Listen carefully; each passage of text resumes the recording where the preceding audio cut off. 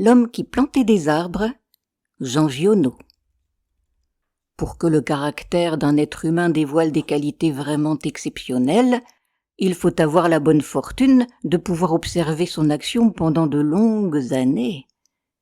Si cette action est dépouillée de tout égoïsme, si l'idée qui la dirige est d'une générosité sans exemple, s'il est absolument certain qu'elle n'a cherché de récompense nulle part et qu'au surplus elle est laissée sur le monde des marques visibles, on est alors sans risque d'erreur devant un caractère inoubliable.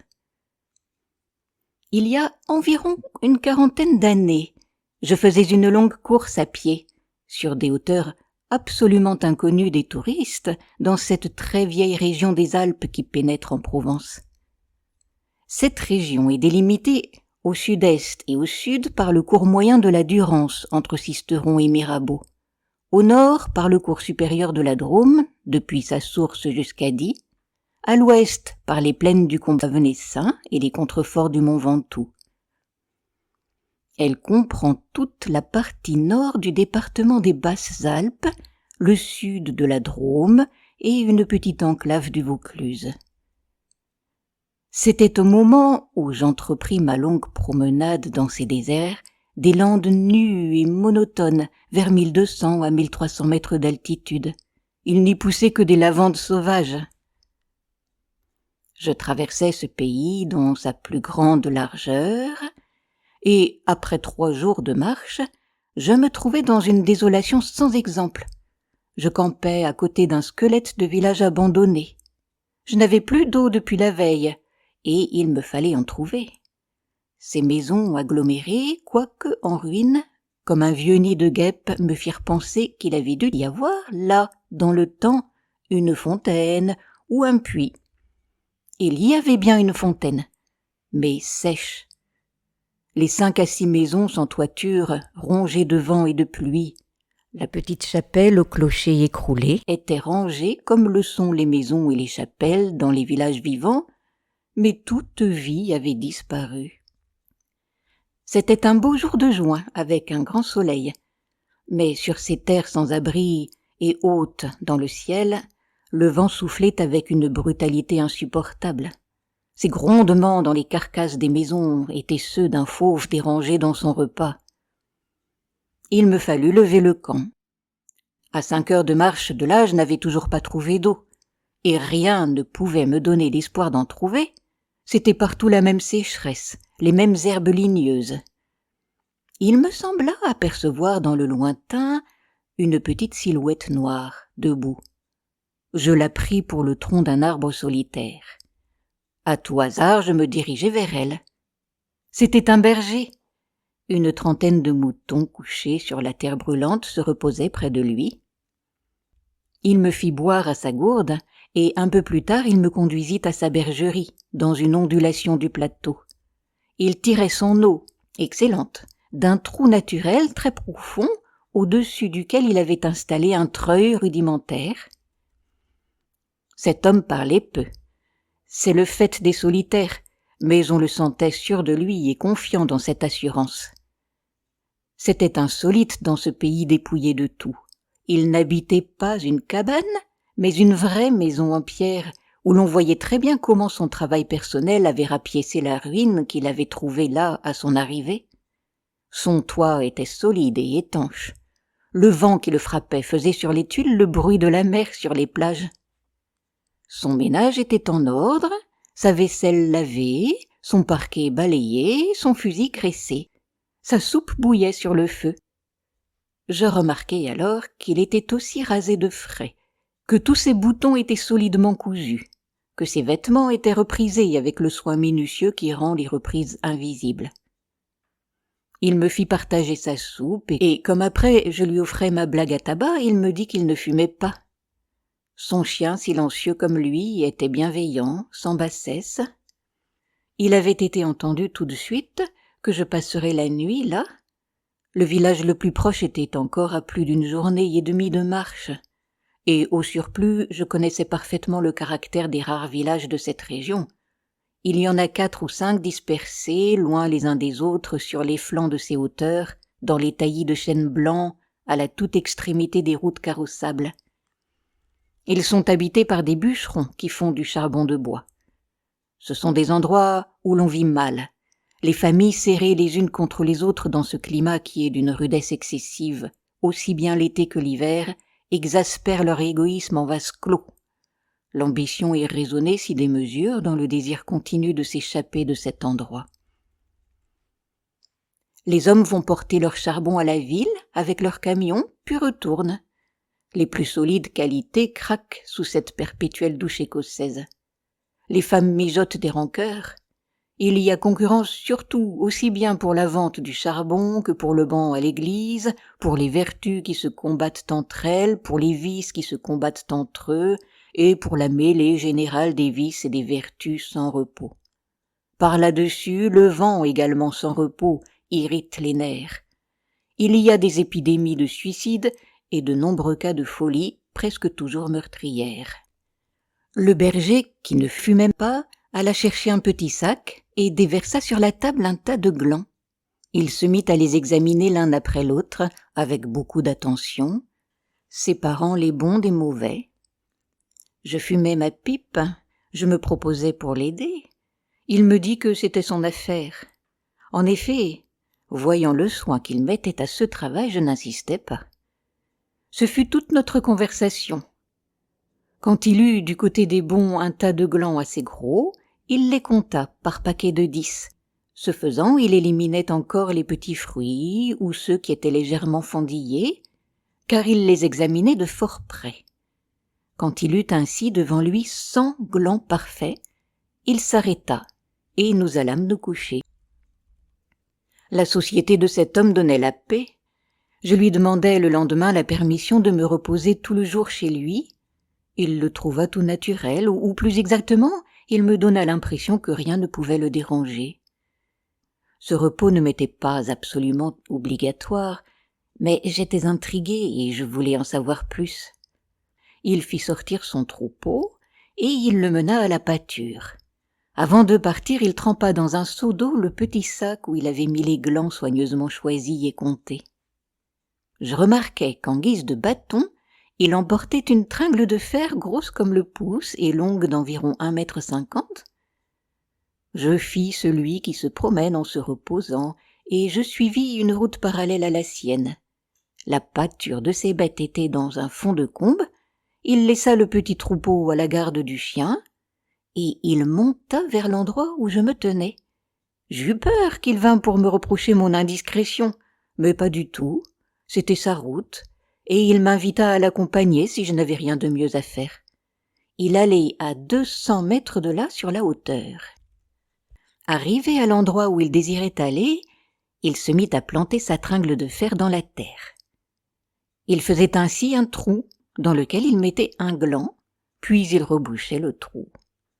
Il plantait des chênes. Je lui demandai si la terre lui appartenait. Il me répondit que non. Savait-il à qui elle était? Il ne savait pas.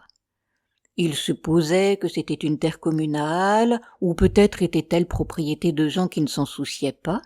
Lui ne se souciait pas de connaître les propriétaires. Il planta ainsi 100 glands avec un soin extrême.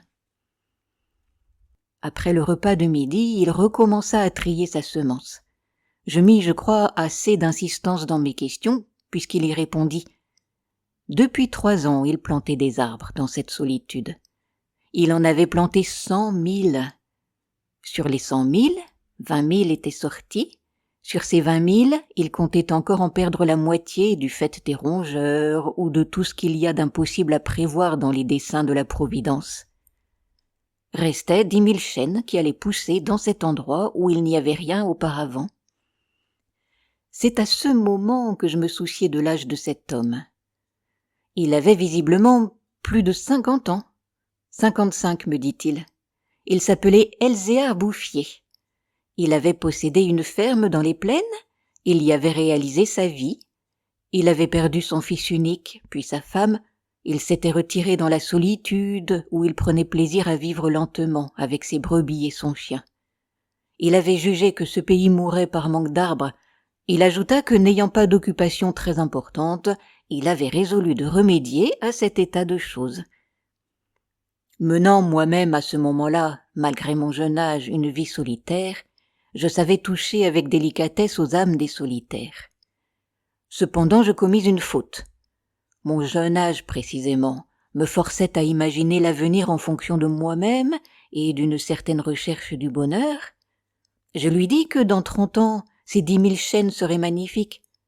Et il me répondit très simplement que si Dieu lui prêtait vie, dans 30 ans, il en aurait planté tellement d'autres que ces 10 000 seraient comme une goutte d'eau dans la mer. Il étudiait déjà d'ailleurs la reproduction des hêtres et il avait près de sa maison une pépinière issue des faînes. Les sujets qu'il avait protégés de ses moutons par une barrière en grillage étaient de toute beauté. Il pensait également à des bouleaux pour les fonds où, me dit-il, une certaine humidité dormait à quelques mètres de la surface du sol. Nous nous séparâmes le lendemain. L'année d'après, il y eut la guerre de 14, dans laquelle je fus engagé pendant 5 ans. Un soldat d'infanterie ne pouvait guère y réfléchir à des arbres.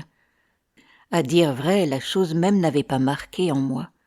Je l'avais considéré comme un dada, une collection de timbres, et oublié. Sorti de la guerre, je me trouvais à la tête d'une prime de démobilisation minuscule, mais avec le grand désir de respirer un peu d'air pur. C'est sans idée préconçue, sauf celle-là, que je repris le chemin de ces contrées désertes. Le pays n'avait pas changé. Toutefois, au-delà du village mort, j'aperçus dans le lointain une sorte de brouillard gris qui recouvrait les hauteurs comme un tapis. Depuis la veille, je m'étais remise à penser à ce berger planteur d'arbres. 10 000 chênes, me disais-je, occupent vraiment un très large espace. J'avais vu mourir trop de monde pendant ces 5 ans pour ne pas imaginer facilement la mort d'Elzéar Bouffier, d'autant que, lorsqu'on en a 20, on considère les hommes de 50 comme des vieillards, à qui il ne reste plus qu'à mourir. Il n'était pas mort, il était même fort vert. Il avait changé de métier. Il ne possédait plus que 4 brebis, mais par contre une centaine de ruches. Il s'était débarrassé des moutons qui mettaient en péril ses plantations d'arbres, car me dit-il, et je le constatais, il ne s'était pas du tout soucié de la guerre. Il avait imperturbablement continué à planter. Les chênes de 1910 avaient alors 10 ans et étaient plus hauts que moi et que lui. Le spectacle était impressionnant. J'étais littéralement privé de parole, et comme lui ne parlait pas, nous passâmes tout le jour en silence à nous promener dans sa forêt. Elle avait en 3 tronçons 11 kilomètres de long et 3 kilomètres dans sa plus grande largeur. Quand on se souvenait que tout était sorti des mains et de l'âme de cet homme, sans moyens techniques, on comprenait que les hommes pourraient être aussi efficaces que Dieu dans d'autres domaines que la destruction. Il avait suivi son idée, et les hêtres qui m'arrivaient aux épaules, répandus à perte de vue, en témoignaient. Les chênes étaient drus et avaient dépassé l'âge où ils étaient à la merci des rongeurs. Quant au dessein de la Providence elle-même pour détruire l'œuvre créée, il lui faudrait avoir désormais recours au cyclone. Il me montra d'admirables bosquets de bouleaux qui dataient de 5 ans, c'est-à-dire de 1915, de l'époque où je combattais à Verdun. Il leur avait fait occuper tous les fonds où il soupçonnait, avec juste raison, qu'il y avait de l'humidité presque à fleur de terre. Ils étaient tendres comme des adolescents et très décidés. La création avait l'air d'ailleurs de s'opérer en chaîne. Il ne s'en souciait pas, il poursuivait obstinément sa tâche très simple. Mais en redescendant par le village, je vis couler de l'eau dans des ruisseaux qui, de mémoire d'homme, avaient toujours été à sec. C'était la plus formidable opération de réaction qu'il m'ait été donné de voir. Ces ruisseaux secs avaient jadis porté de l'eau dans des temps très anciens. Certains de ces villages tristes dont j'ai parlé au début de mon récit s'étaient construits sur les emplacements d'anciens villages gallo-romains dont il restait encore des traces, dans lesquels les archéologues avaient fouillé et ils avaient trouvé des hameçons à des endroits où, au XXe siècle, on était obligé d'avoir recours à des citernes pour avoir un peu d'eau. Le vent aussi dispersait certaines graines. En même temps que l'eau réapparut, réapparaissaient les saules, les osiers, les prés, les jardins, les fleurs et une certaine raison de vivre. Mais la transformation s'opérait si lentement qu'elle entrait dans l'habitude sans provoquer d'étonnement. Les chasseurs qui montaient dans les solitudes à la poursuite des lièvres ou des sangliers avaient bien constaté le foisonnement des petits arbres, mais ils l'avaient mis sur le compte des malices naturelles de la terre. C'est pourquoi personne ne touchait à l'œuvre de cet homme. Si on l'avait soupçonné, on l'aurait contrarié. Il était insoupçonnable. Qui aurait pu imaginer, dans les villages et dans les administrations, une telle obstination dans la générosité la plus magnifique ? À partir de 1920, je ne suis jamais resté plus d'un an sans rendre visite à Elzéar Bouffier. Je ne l'ai jamais vu fléchir ni douter. Et pourtant, Dieu sait si Dieu même y pousse. Je n'ai pas fait le compte de ses déboires. On imagine bien cependant que pour une réussite semblable, il a fallu vaincre l'adversité, que pour assurer la victoire d'une telle passion, il a fallu lutter avec le désespoir. Il avait pendant 1 an planté plus de 10 000 érables, ils moururent tous. L'an d'après, il abandonna les érables pour reprendre les hêtres qui réussirent encore mieux que les chênes. Pour avoir une idée à peu près exacte de ce caractère exceptionnel, il ne faut pas oublier qu'il s'exerçait dans une solitude totale. Si totale que vers la fin de sa vie, il avait perdu l'habitude de parler. Ou peut-être n'en voyait-il pas la nécessité. En 1933, il reçut la visite d'un garde forestier éberlué. Ce fonctionnaire lui intima l'ordre de ne pas faire de feu dehors, de peur de mettre en danger la croissance de cette forêt naturelle. C'était la première fois, lui dit cet homme naïf, qu'on voyait une forêt pousser toute seule. À cette époque, il allait planter des hêtres à 12 kilomètres de sa maison. Pour s'éviter le trajet d'aller-retour, il avait alors 75 ans, il envisageait de construire une cabane de pierre sur les lieux mêmes de ses plantations. Ce qu'il fit l'année d'après. En 1935, une véritable délégation administrative vint examiner la forêt naturelle. Il y avait un grand personnage des eaux et forêts, un député, des techniciens. On prononça beaucoup de paroles inutiles. On décida de faire quelque chose et heureusement on ne fit rien. Sinon, la seule chose utile, mettre la forêt sous la sauvegarde de l'État et interdire qu'on vienne y charbonner. Car il était impossible de n'être pas subjugué par la beauté de ces jeunes arbres en pleine santé, et elle exerça son pouvoir de séduction sur le député lui-même. J'avais un ami parmi les capitaines forestiers qui étaient de la délégation. Je lui expliquai le mystère. Un jour de la semaine d'après, nous allâmes tous les deux à la recherche d'Elzéar Bouffier.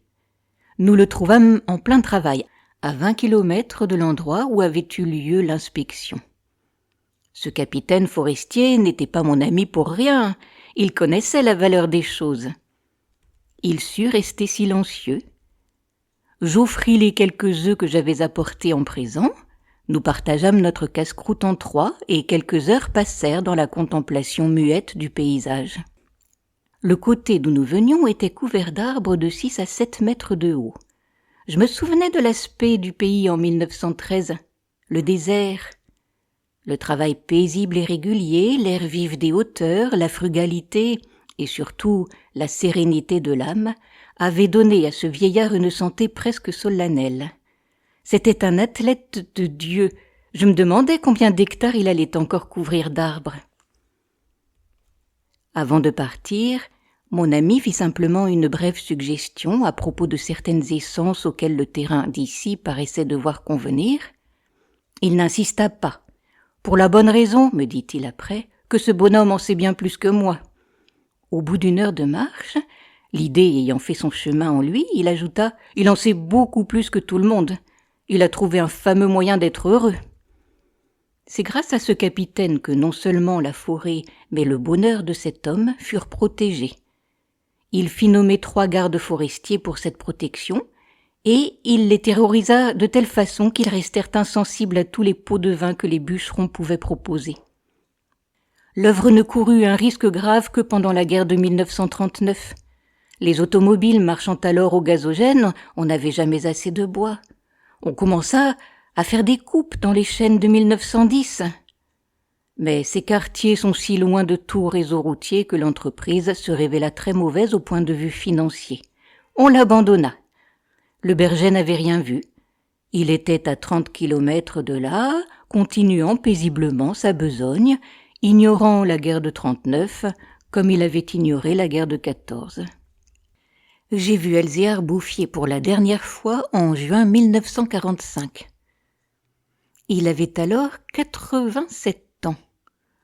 J'avais donc repris la route du désert, mais maintenant, malgré le délabrement dans lequel la guerre avait laissé le pays, il y avait un car qui faisait le service entre la vallée de la Durance et la montagne. Je mis sur le compte de ce moyen de transport relativement rapide le fait que je ne reconnaissais plus les lieux de mes dernières promenades. Il me semblait aussi que l'itinéraire me faisait passer par des endroits nouveaux. J'eus besoin d'un nom de village pour conclure que j'étais bien cependant dans cette région jadis en ruine et désolée. Le car me débarqua à Vergon. En 1913, ce hameau de 10 à 12 maisons avait 3 habitants. Ils étaient sauvages, se détestaient, vivaient de chasse au piège. À peu près dans l'état physique et moral des hommes de la préhistoire. Les orties dévoraient autour d'eux les maisons abandonnées. Leurs conditions étaient sans espoir. Il ne s'agissait pour eux que d'attendre la mort, situation qui ne prédispose guère aux vertus. Tout était changé, l'air lui-même, au lieu des bourrasques sèches et brutales qui m'accueillaient jadis, soufflait une brise souple chargée d'odeurs. Un bruit semblable à celui de l'eau venait des hauteurs. C'était celui du vent dans les forêts. Enfin, chose plus étonnante, j'entendis le vrai bruit de l'eau coulant dans un bassin. Je vis qu'on avait fait une fontaine, qu'elle était abondante, et ce qui me toucha le plus, on avait planté près d'elle un tilleul qui pouvait déjà avoir dans les 4 ans, déjà gras, symbole incontestable d'une résurrection. Par ailleurs, Vergon portait les traces d'un travail pour l'entreprise duquel l'espoir était nécessaire. L'espoir était donc revenu. On avait déblayé les ruines, abattu les pans de murs délabrés et reconstruit 5 maisons. Le hameau comptait désormais 28 habitants, dont 4 jeunes ménages. Les maisons neuves crépies de frais étaient entourées de jardins potagers où poussaient, mélangés mais alignés, les légumes et les fleurs, les choux et les rosiers, les poireaux et les gueules de loup, les céleris et les anémones. C'était désormais un endroit où l'on avait envie d'habiter.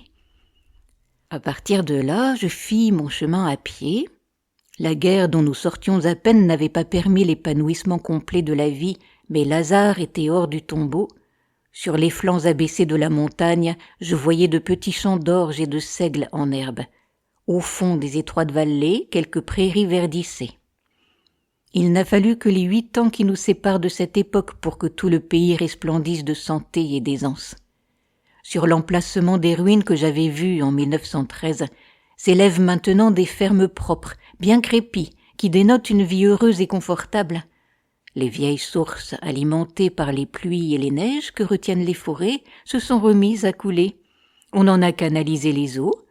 À côté de chaque ferme, dans des bosquets d'érables, les bassins des fontaines débordent sur le tapis de menthe fraîche.